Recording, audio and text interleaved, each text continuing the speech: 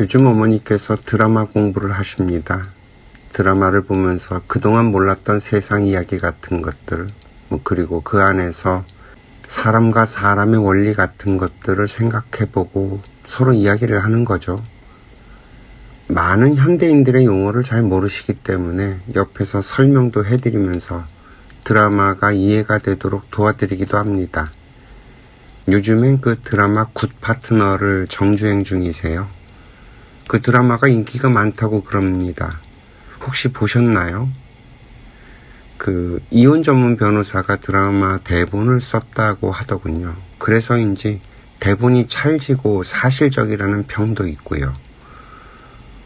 원래는 이별에 대한 이야기를 하려고 마이크를 켰는데 그러면 또 천지창조부터 시작되는 이야기를 다 해야 할 것 같아서 오늘은 이혼의 법칙에 대해서만 이야기를 해보려고 합니다. 사실 이 이야기도 작은 이야기는 아니에요. 인생사가 다 녹아 있어서 어차피 결혼이라는 일륜지 대사와 부부란 무엇인지까지 설명이 되어야 할 이야기니까요. 또 천지창조 나오게 생겼네요. 일단 결혼이 무엇이고 부부가 무엇인지부터 규정을 하고 이야기를 풀어가 봅시다. 이 결혼이란 것은 그저 나이가 들면 결혼을 해서 아이를 낳고 살아가야 하는 인간의 숙명이 아닙니다. 그 누구도 그래야 한다고 강요할 수 없습니다. 또 환경과 조건이 그렇게 주어지지도 않고요. 이 과거의 프레임들은 어땠는지 알 수는 없겠지만 지금 21세기를 살아가는 우리들은 그래도 이 대한민국에서는 최소한 적어도 그렇습니다. 일단 결혼에 대해서 알아봐야겠죠. 도대체 그게 뭔지, 그죠? 사람들은 결혼을 일륜지 대사라고 했습니다. 인간으로서 살아가는 윤회의 수레바퀴 중에서 가장 큰 일이라는 뜻이겠죠. 왜 이 결혼을 인생의 큰 것이라고 이름을 했을까요? 우리들에게 이어져 내려온 모든 이야기들을 종합을 해보면 결혼이라는 것의 의미는 부모님께서 나를 낳아서 생명을 이어주신 것처럼 나 역시 자식을 낳고 대를 이어서 태고적부터 면면이 이어져 내려온 그 숙명의 순환고리를 연결시켜야 하는 의무를 행하는 것이 하나고요. 이 생명을 받아서 이번 생을 살아내면서 인과의 법칙을 따르는 모든 빗고리 인연을 풀어내는 것이 또 하나입니다. 이 두 가지가 결혼의 모든 것입니다. 그래서 결혼은 멀고 구불구불한 인생길을 손을 잡고 같이 걸어가자는 약속입니다. 그렇게 인생을 살아내면서 일심동체가 될 때 비로소 부부라는 이름으로 이번 생애를 졸업하는 것이고요. 이 이야기를 좀 더 깊이 들여다보자면 태초에 이 세상이 만들어지기 전 둘은 본래 하나였습니다. 무국에서 태극이 나오고 태극이 음양으로 나뉘었다고 하는 그 음양이 바로 남녀입니다. 너와 내가 둘이 아니고 하나였다는 말입니다. 원래 하나였던 둘이 결혼을 통해 부부가 됨으로써 다시 하나가 되는 과정이 결혼이자 부부입니다. 이것을 인간들이 알았던 몰랐던 상관없습니다. 원래 결혼과 부부는 이런 원리를 내포하고 있다는 것을 설명하는 것 뿐입니다. 왜 그러잖아요. 말은 삐뚤어져도 입은 바로 하라고 그랬다는. 일단 정의라도 바르게 내려놓고 설명을 해야 원리가 이해가 될 테니까요. 저희 인생학교에서는 이 우주 운행의 법칙을 인과의 법칙 단 하나로만 설명을 합니다. 따라서 천지창조도 인과의 법칙에 의해서 만들어졌다고 설명을 하고요. 이 우주도 그렇게 만들어졌고 이 지구별도 그렇게 만들어졌고 인간이라는 동물도 그 원리에 의해서 만들어졌죠. 인간이 탄생할 수밖에 없었던 원인이 있었다는 겁니다. 모든 물질의 법칙에서 벗어난 유일한 존재가 있으니 그것이 바로 비물질의 에너지인 인간의 영혼이라고 설명을 합니다. 이 영혼은 나고 죽는 일이 없는 불생불멸의 존재이지만 인간의 몸과 결합해서 살아가는 인생을 부여받는 일 역시 이 인과의 법칙을 따라 벌어진다고 했습니다. 그래서 인간으로 태어난다는 것은 나에게 주고받을 인과의 사슬이 있다는 말이에요. 따라서 인간으로 태어나면 당연히 갚아야 할 빚과 받아야 할 빚을 서로 주고받으면서 왜 우리가 이런 윤회의 사슬에 묶여버렸는지 깨닫는 영적인 진화를 목적으로 살아야 한다고 설명을 합니다. 그런데 인간은 태어날 때 영혼의 세계에 있을 때 있었던 일들을 모두 깨끗하게 지워버리고 태어나기 때문에 우리들은 태어나면서부터 헤맬 수밖에 없는 것입니다. 아직까지 인류는 모두가 이 법칙을 이해할 만큼 성장하지 못했기 때문에 그래요. 과거에 어느 누군가가 이 사실을 깨달았다고 해도 이것을 알려줄 방법조차 존재하지 않았었죠. 아프리카에서 출발한 인류는 이 지구별 곳곳으로 퍼져나가면서 각자 자신들이 처한 환경 속에서 자기들 나름대로의 문화를 만들어 오늘날에 이르렀습니다. 그 진화 발전의 끝에 이르러서 인류는 인터넷이라는 것을 만들고 이 가상의 공간에 자신들이 만든 모든 정보와 지식을 인터넷이라는 곳에 쏟아붓기 시작을 했습니다. 따라서 이제야 비로소 모든 인류가 인간이 무엇이고 인생이 무엇인지 동시에 깨달을 수 있는 기반을 만들어졌다는 거예요. 따라서 이제 때가 되어서 인간이 무엇이고 인생이 무엇인지 정확하게 이야기할 때가 되었다는 말입니다. 지금까지 인류는 진화의 과정에 있었습니다. 그래서 그동안 나와 있었던 모든 지식 정보들은 편중된 환경에서 만들어진 편중된 생각들이었습니다.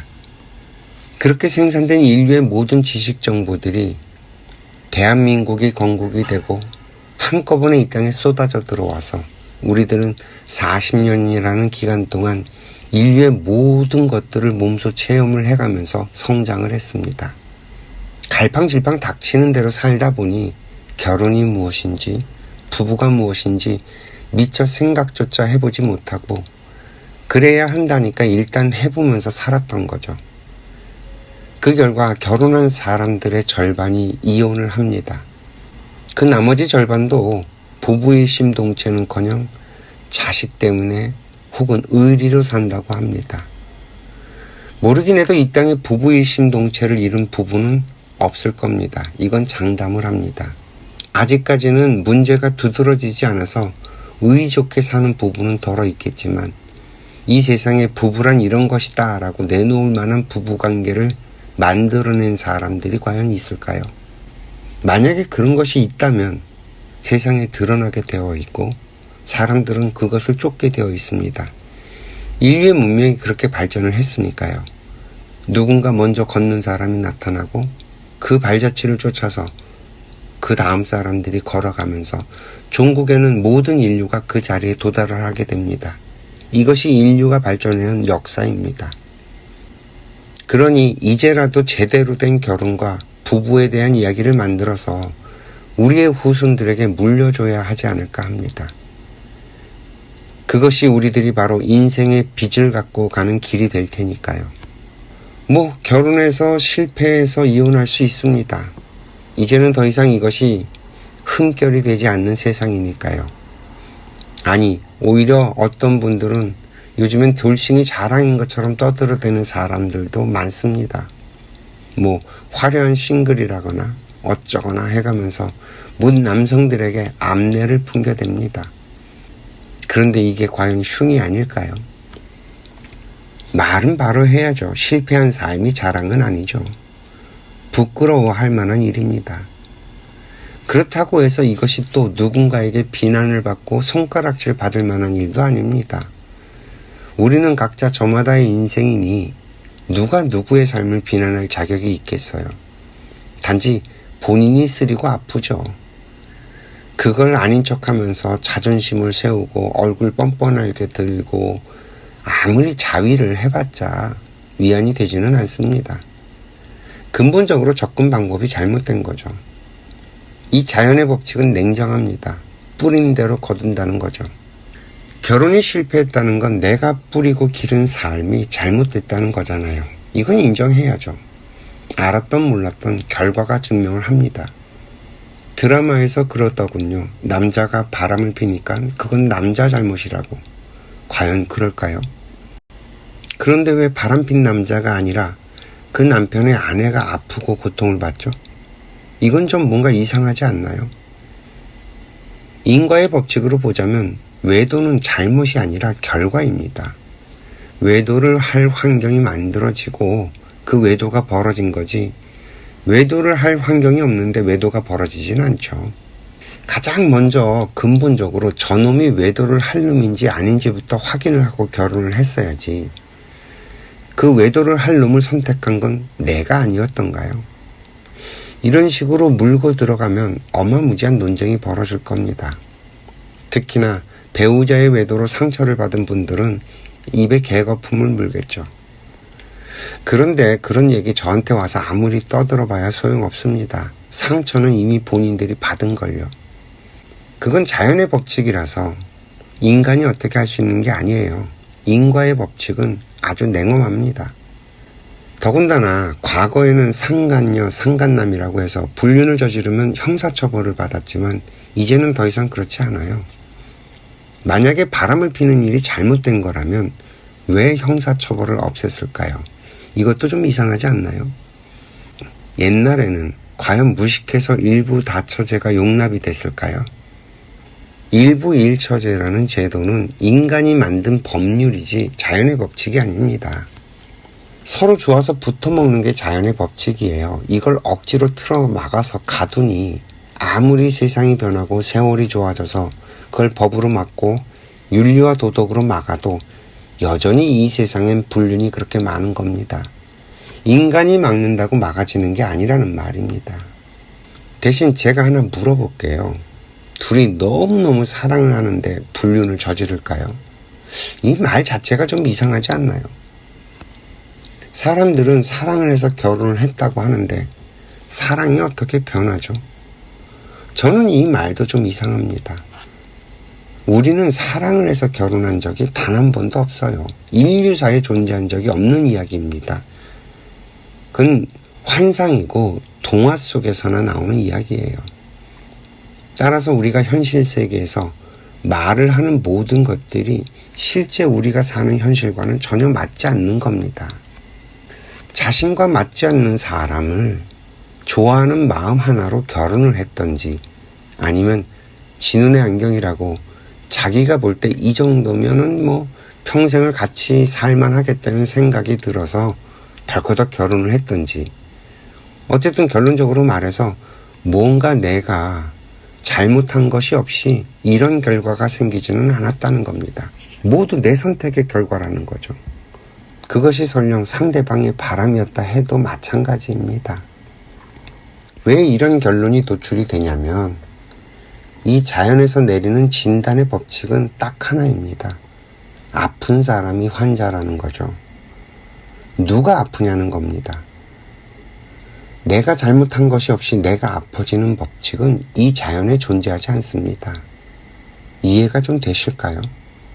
이건 내가 못 받아들여도 상관없습니다. 자연은 그냥 정확하게 인과의 법칙으로 작동을 할 뿐이니까요.